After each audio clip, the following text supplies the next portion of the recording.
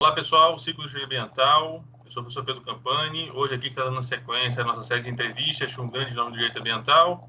Hoje eu tenho aqui a honra e o prazer de conversar com um grande amigo, professor, referência na área ambiental, o professor Marcelo Koch, que é procurador federal especializado na área de núcleos prioritários, processos prioritários, e que atende diversas autarquias, inclusive autarquias ambientais, como o IBAMA, ICMBio e outras agências. E hoje ele vai falar um pouquinho para a gente sobre a experiência dele, toda essa seara ambiental e um assunto muito novo, tal, mas que também não está sendo esquecido pela advocacia pública, que é a litigância climática. Então, professor Marcelo, mais uma vez, obrigado, uma honra estar com você por aqui.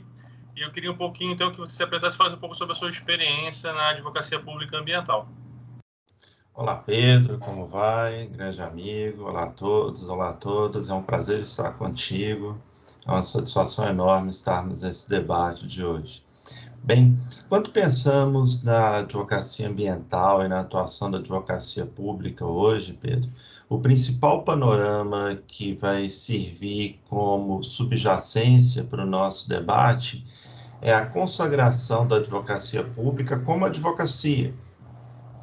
O que eu quero dizer com isso? Durante muito tempo, a advocacia pública viveu quase que uma crise de identidade, né? Ora querendo ser mais próxima do Ministério Público, ora querendo ser mais próximo da advocacia privada, o que é em si uma contradição inerente, em termos de contradição de princípio mesmo. A advocacia pública é a advocacia pública, por vezes se assimilando com atividades de controle de legalidade, de aferição de conformação constitucional, e por vezes atuando na cobrança, na demanda, na tutela do interesse público do Estado e também na voz do gestor público, na voz do governante. Afinal de contas, quando a gente pensa em separação de poderes, Pedro, lá na faculdade se ensina que separação de poderes é entre judiciário, executivo, legislativo. Só que se esquecem daqueles que realmente fazem a separação de poderes. Por quê? A maior parte dos casos vai lidar entre ou advocacia privada, ou mesmo Ministério Público e Defensoria Pública, provocando o judiciário, e o judiciário indo ou não, de acordo com a sua contenção, para matérias que são próprias do legislativo e próprias do executivo. Em outras palavras, quem vai garantir autonomia para o legislativo e para o executivo é a advocacia pública. Dentro desse cenário, isso é muito importante porque nós vivemos uma era em que o positivismo jurídico foi quase que lançado a uma ralé de críticas. As pessoas falam positivismo como se o positivismo fosse quase que um pecado original do direito. O positivismo busca em si que nós, juristas, trabalhemos com o direito posto, com regras traçadas pelos agentes legitimados para tanto, e que não se transformem os juristas naqueles que fazem a própria lei, aqueles que fazem a própria norma. Em grande parte da crise hoje vivenciada pelo Judiciário, vivenciada pelo Ministério Público, inclusive, é porque deixam de exercer os seus papéis dentro de uma plataforma voltada para o direito positivo e começam a se alicerçar em como a norma deveria ter sido feita. A desilusão com a política a partir da virada do século XX para o XXI provocou uma migração muito grande de profissionais, que são profissionais ligados à intercorrência política, ao debate político, mas ligados que deveriam estar nesse quadro, nesse papel, nesse palco, para o palco do Poder Judiciário. Então, nós tivemos uma migração de palco. Nessa migração de palco, nós vemos que hoje, grande parte dos temas de direito ambiental, que são temas de deliberação legislativa e do Poder Executivo, se transformam em uma pauta do Poder Judiciário, porque nós vamos ter uma série de pessoas cuja vontade seria fazer a norma, mas que não enveredaram para o papel de quem faz a norma. imaginando que é possível simplesmente virarem-se a capa de uma vez ou por outra para que aquele profissional jurídico se transformasse em um elaborador de normas. Então, o papel do advogado público hoje e da advogada pública hoje é guarnecer o seu gestor, guarnecer aquele que faz em si a aplicação das normas e a construção lá no Poder Legislativo, para que a gente tenha uma efetiva separação de poderes. E essa garantia tem outros meandros ainda, Pedro. Nós vemos, por vezes, que uma decisão de um gestor público é atacada não com base em argumentos jurídicos, mas é atacada quase que com alvejar de flechas, se não tiros mesmo, contra o próprio indivíduo. Em outras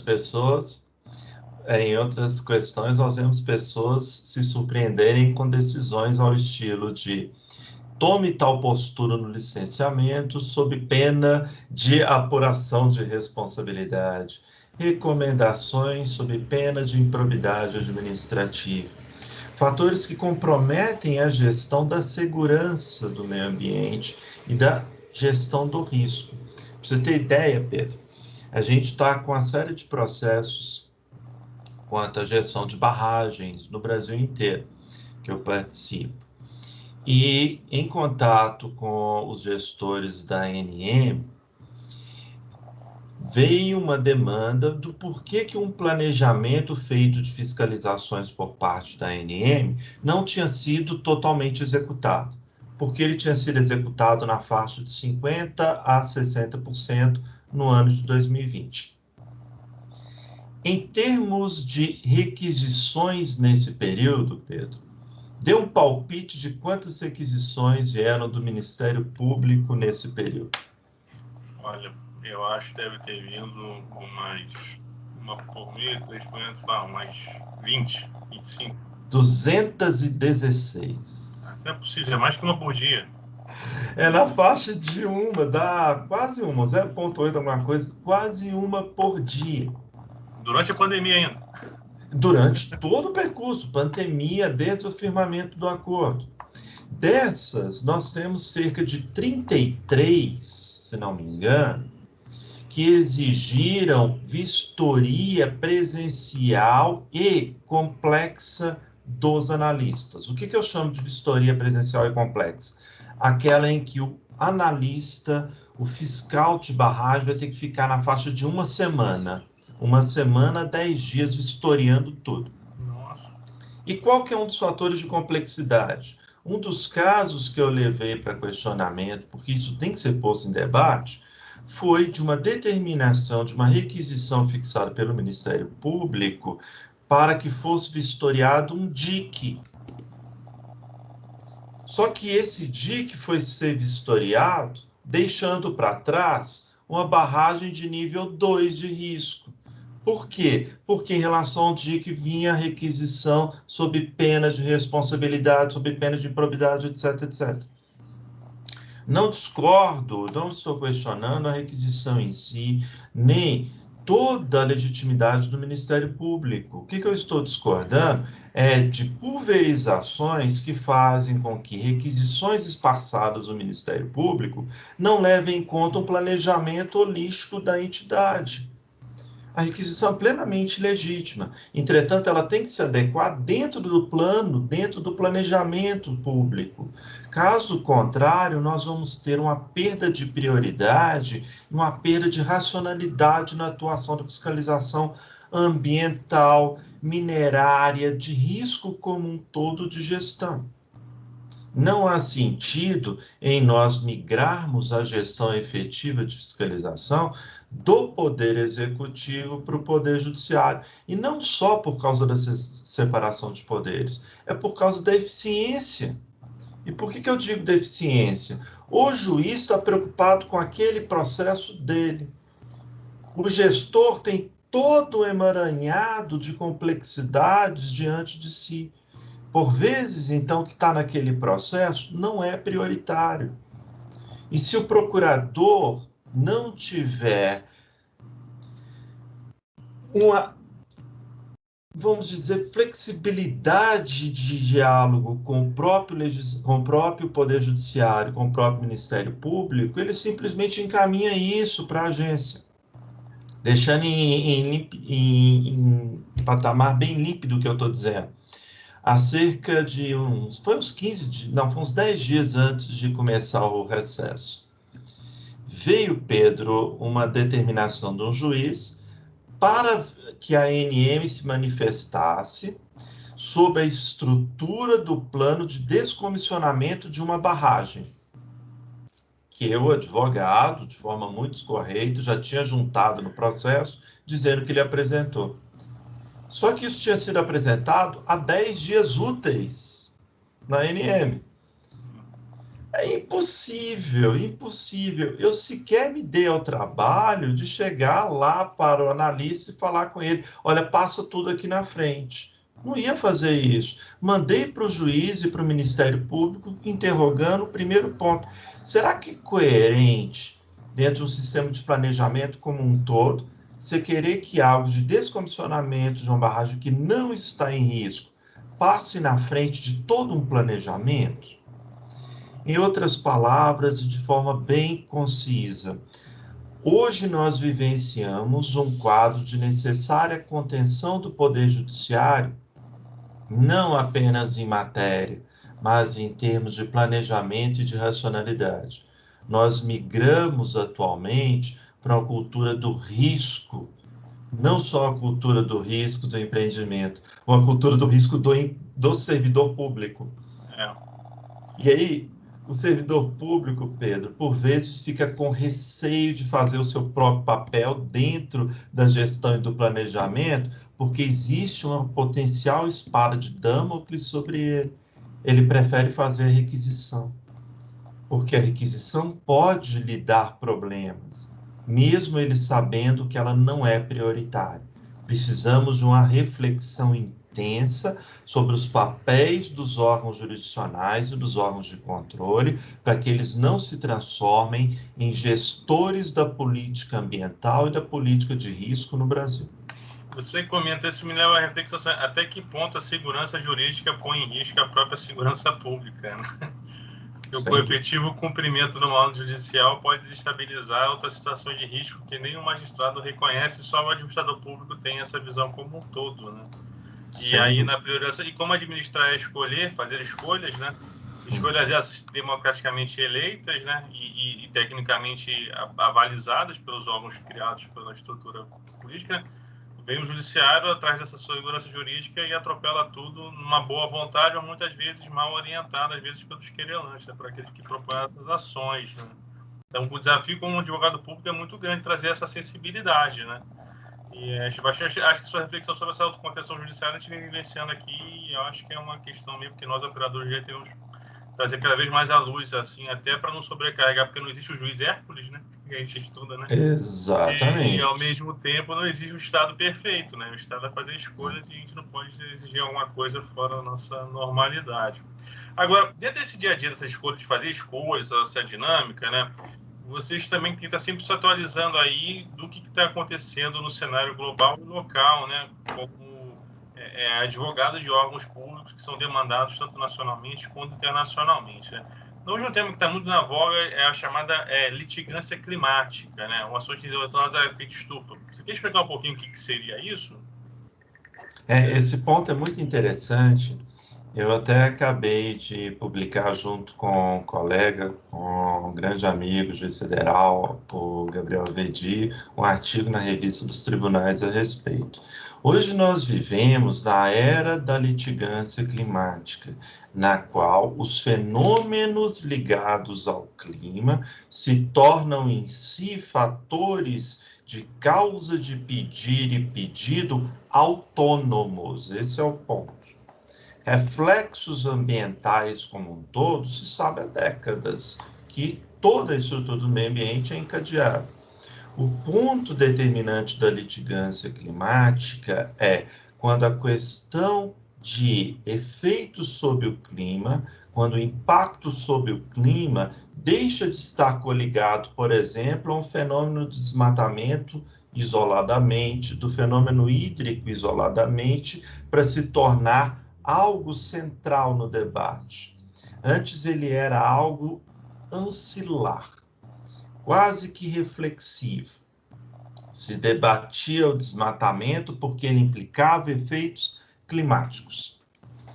Se debatia a estrutura da ocupação porque ela tem efeitos climáticos. Agora não. Agora o efeito climático em si ganha em autonomia. E essa autonomia faz com que a própria configuração de sustentabilidade seja posta em voga, seja posta em reflexão.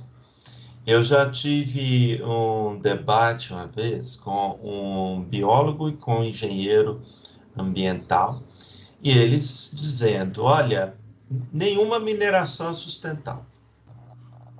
Mineração em si causa um mal. Mineração não é sustentável. Mineração causa degradação ambiental. O ponto que se tem hoje em reflexão a partir dos efeitos climáticos é muito mais drástico do que situar o empreendimento dentro de uma caixinha e isolá-lo do resto do mundo. E quando eu digo isso, vamos pensar no principal vilão do aquecimento global, que são os combustíveis fósseis. Acredito que ninguém aqui vai pensar em fazer uma viagem de final de ano a pé, não é mesmo? Quem está nos ouvindo não vai querer fazer uma viagem de final de ano a pé, né? O Pedro, quando está em São Paulo, vem aqui em Belo Horizonte e tudo, e eu até lá em São Paulo, possivelmente nós dois nunca vamos fazer na vida essa viagem a pé, tal como se fôssemos bandeirantes. Enfim, se eu não quero fazer viagem a pé, necessariamente eu vou ter o uso de combustível fóssil. Se eu for de carro, eu vou ter o uso da gasolina. Só que existe uma alternativa hoje para a gasolina dentro dos veículos. Nós temos os veículos elétricos, né, que estão em ascendência, que estão em uma grande fase de entusiasmo vindouro. Se eu tenho o veículo elétrico, e as pessoas alardeiam, e com razão, o veículo elétrico como algo benéfico para o meio ambiente, eu vou ter que pensar como que esse veículo elétrico se movimenta, como que ele se locomove. E ele vai se locomover a partir de baterias que contêm a estrutura elétrica e estrutura energética com a grande influência de tempo e possibilidade de recarga. Essas baterias hoje, Pedro, como você sabe muito bem, são feitas de lítio. Para eu ter lítio, eu preciso de ter mineração de lítio e de outros minérios que vão fazer a vez do lítio. O que eu quero dizer? Eu quero dizer que o empreendimento minerário de lítio, ou aquele utilizado para que a substância minerária venha substituir fontes de gases de efeito estufa, principalmente de combustíveis fósseis, são sustentáveis. Porque aquela chamada degradação local, no todo da estrutura produtiva, causa um impacto ambiental menor. Em outras palavras, nós precisamos de rever a nossa leitura do impacto ambiental. Eu posso ter um empreendimento que vai ter um impacto ambiental físico pequeno, só que ele vai gerar uma série de gases de efeito estufa, por exemplo, com metano. Se eu considero a litigância climática o efeito que se passa ali nessa geração, eu não vou poder simplesmente ignorar tanto os impactos positivos quanto negativos dos GEs.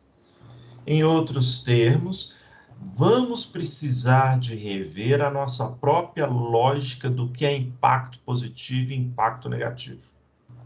Nós ainda estamos afivelados a impacto direto, impacto indireto, área diretamente afetada, e não são conceitos que se guardam mais em coerência dentro de uma globalização climática. Portanto, é possível que eu tenha um empreendimento com um impacto maior local, mas que ao longo da cadeia produtiva ele vai reduzir o meu impacto.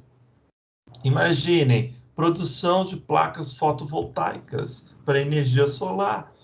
Eu tenho que considerar o todo, porque se eu não considero o todo, eu fragmento cartesianamente a minha lógica ambiental e comprometo a eficiência do próprio trato da sustentabilidade no século XXI, que não é mensurado em um ideal apartado e em caixinhas. Ele é mensurado a partir de uma causalidade reflexiva e crítica.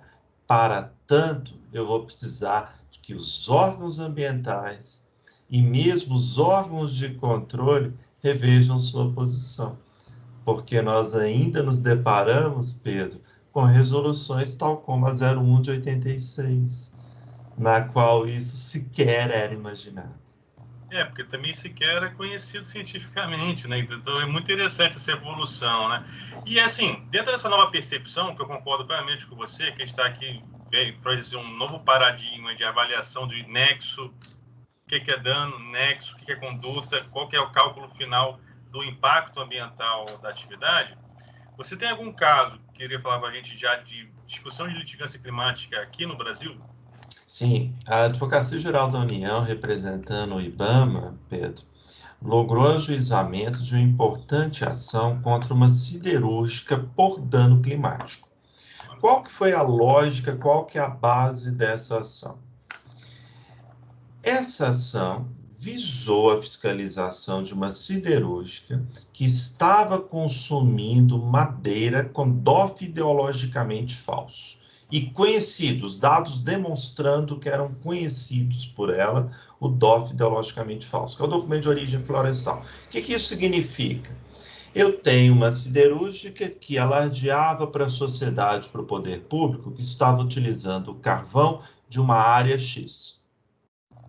Só que, na hora de analisar a área X sequer dava para a subsistência da empresa em 1/10 daquilo que a empresa estava consumindo de carvão.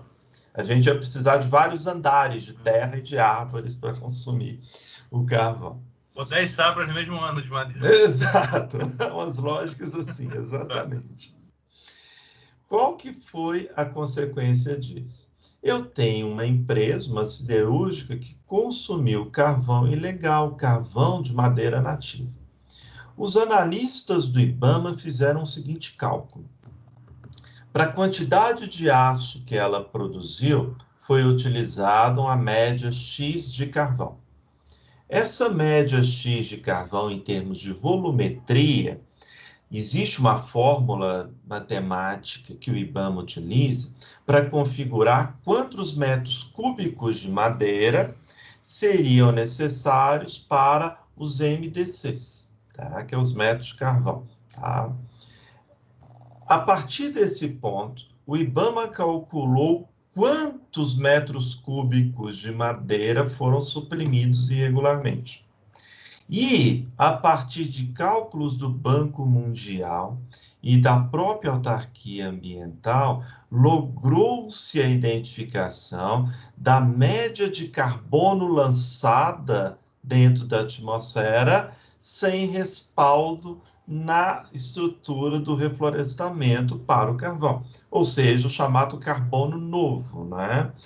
Quanto de estoque de carbono foi liberado irregularmente? Com essa análise do estoque de carbono, chegou-se a quantos metros cúbicos de gás de efeito estufa, né, principalmente de gás carbônico, foi lançado na atmosfera. E existe um cálculo já fixado, tanto pelo Banco Mundial, quanto por outros órgãos, para configurar quanto vale, em termos de custo ambiental, cada metro cúbico de gás de efeito estufa lançado irregularmente. Ou seja, qual é o custo do carbono. A partir dessa lógica, desse caminho inverso, apurou-se o custo ambiental do carbono lançado ilegalmente. Esse custo ambiental do carbono foi multiplicado pela quantidade volumétrica gerada por aquele desmatamento ilegal. E a partir daí vence a cobrança sobre a siderúrgica para que ela possa reparar ambientalmente o lançamento ilegal de carbono. Esse ponto é muito importante não só para a sociedade em termos de qualidade de vida, em termos de reflexos intergeracionais, mas é muito relevante para a manutenção de um mercado de livre competitividade e em boa fé entre os próprios concorrentes, garantindo a concorrência leal. Por que eu digo isso? Porque se eu tenho uma empresa, uma siderúrgica, que consome ilegalmente e lança GE de forma ilegal, ela vai vender o produto dela possivelmente mais barato do que a outra que toma toda uma escala de cautela e de resguardo em relação ao seu impacto ambiental. Então, quando nós buscamos penalizar e coibir atuações contrárias ao meio ambiente, isso é favorável para a concorrência, isso é favorável para o bom empreendedor. Com isso, se visa coibir a chamada concorrência desleal ambiental. Muito interessante, Marcelo. Assim, incrível, assim, dizer assim que é uma nova visão de postura também junto ao Judiciário das Advocacias Públicas, tentando trazer esse nível de concorrência leal, né? Quer dizer, é um ambiente equilibrado, tanto pós-impacto quanto antes de impacto, para o custo dos insumos serem ambientalmente viáveis, né? Perfeito. Muito curioso, muito interessante essa reflexão e, assim, parabéns à Advocacia Pública aí por essa iniciativa, espero que dê bons frutos, tal. E as empresas, se não se conscientizam por bem, se conscientizem por mal, através do Poder Judiciário, né? E assim, deixo para você considerações finais aí, se quiser falar. A gente tem muito ainda a romper, Pedro. O nosso patamar de cultura, aquilo que fica impregnado na nossa mente social, quando eu digo nós, porque todos nós fazemos parte dos problemas e partes das soluções, e aí partes no plural mesmo, porque ninguém vai construir nada sozinho. E eu coloco para reflexão do quanto devemos mudar e do quanto devemos refletir quanto àquilo que se há de atávico dentro da nossa geração, com a música do Nelson Rodrigues. Outro dia eu estava lendo sobre a lógica modernizadora que Vargas tentou implementar na década de 30, de 40, mesmo com todos os percalços e todas as críticas ao que o Estado Novo também teve em termos de tortura e etc.